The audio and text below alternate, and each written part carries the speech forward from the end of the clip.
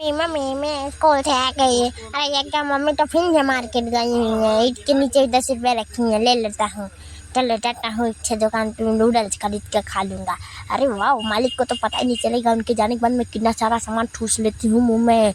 अरे दीदी क्या आइसक्रीम चोरी करके खा रही हो, मुझे जल्दी से नूडल्स ला कर दो। अच्छा बहन अभी लाती हूँ, मालिक से मत कहना मैं आइसक्रीम खाती हूँ। अच्छा दीदी तब तक गई है तो दीदी भी चोरी करके आइसक्रीम खाती है। मैं उनके दुकान से नाम पापड़ खा लेता हूँ, उनको क्या पता चले। वाह जल्दी जल्दी खा लेता हूँ वरना दीदी को पता चल जाएगा ये मैंने खा लिया। अरे वाह तीत लग रही है, चलो मैंगो जूस भी मांग लेती हूँ। दीदी मुझे मैंगो जूस भी दे दो, मुझे बहुत दीदी जल्दी से लाओ मैंगो जूस, मुझे बहुत तीख लगी है। स्कूल में मैंने मिर्ची खा ली थी गलती से। अरे वाह दोस्तों, आप कमेंट में बताओ आप मैंगो जूस पीते हो या